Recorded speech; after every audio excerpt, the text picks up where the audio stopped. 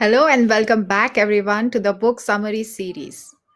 Today's book is a very interesting book because somehow you are interested whether or in the topic whether you read about the book or you don't. It's something all of us talk about every day.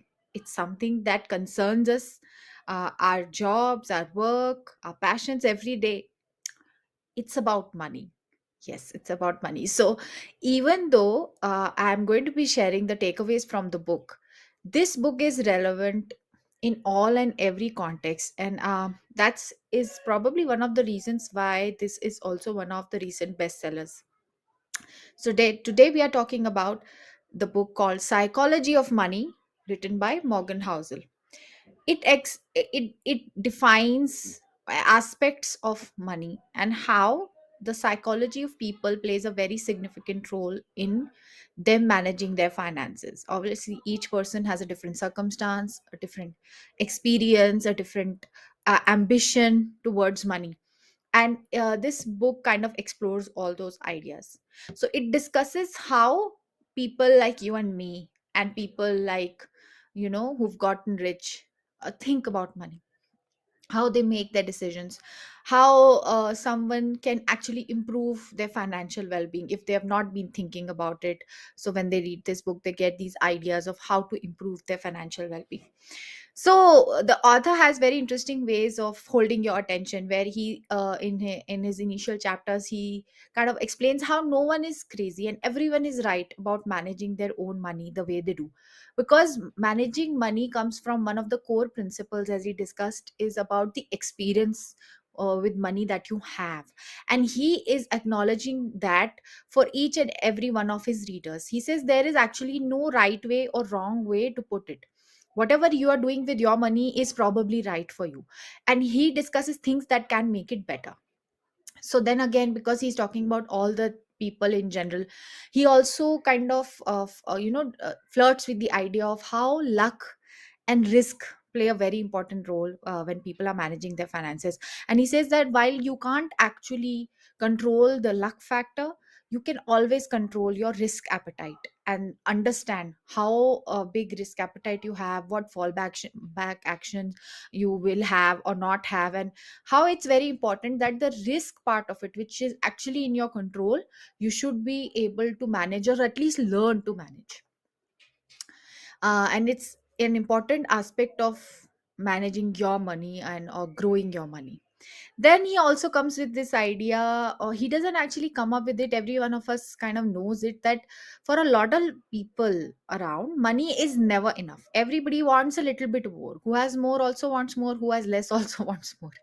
So he emphasizes the importance of kind of finding a balance between your genuine financial goals, your personal happiness. So he is kind of giving the idea of wealth creation and the importance of being wealthy rather than just focusing yourself on money. And whenever somebody talks about money in a genuine manner, they always talk about compounding. So even here in the book, he's talked about how compounding works, how it can work for or against your personal financial goals. And he definitely emphasizes the importance of saving and starting to invest early, and you actually take the power or advantage of compounding. So then he talks about how some people can get wealthy and get rich, but they are not able to stay wealthy.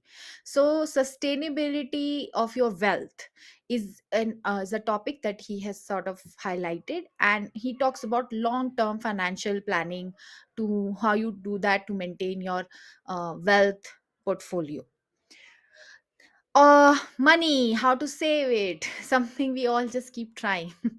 So in his book he also really touches upon this fact that how can people fundamentally start the concept of managing personal finance by starting saving money. And you need to prioritize that over and above other things in order for you to have enough to start investing, to actually take benefit of the compounding factor, because unless you have a certain amount of money to actually invest in things, you won't ever be able to grow it. So the first step towards starting or maintaining your financials or managing your money is to save money. Then he also he talks a very interesting thing about how you have to be reasonable more often than you have to be rational when you are talking about money. And I feel that this is one of those things that a lot of people think at on the back of their mind when nobody comes out and says it out loud, that he emphasizes the importance of making decisions that are reasonable enough and that align with your personal values and goals, and sometimes may not be rational. Like he says in the beginning itself, no one is crazy here. Everyone who's managing their own money is doing a good job or a decent job at doing what they are currently doing, but he is trying to guide you to how to make it better, how to grow. So if you feel that there is scope of growth, which most of us do, then he's trying to give you insights on how you can do that. And then the inevitable also is discussed in the book, where he's telling you about getting prepared for the unexpected. So most people who manage their finances do not cater for unexpected expenses or emergencies in their life. And some of you might disagree with the author here. However, he wants to highlight that it's easier if you're prepared for a surprise in your life. And though he highlights that it's a surprise, nobody can actually predict the extent of the surprise. However, if you're mentally prepared, you're financially prepared, it doesn't hit you so hard in your personal life or your or on your finances if you have planned it in that manner. But to each his own. So moving on with the next takeaway, he explains that being aware of the narrative in finances going on in the bigger picture, in your country, in your in the world in general, in the mindsets of other people, plays a very important role in how your money or financial decisions will be impacted. Because wherever you are investing, what in India we very often call as the market sentiment, so it is affected by a lot of factors, that what kind of avenues is the government opening, what kind of foreign investments are coming in. So basically he discusses this aspect of wherein you can't be in a bubble and manage your money. If you actually want to grow it, you need to have a general idea of how things are going on around you, immediately in your immediate circle and also in the world in general.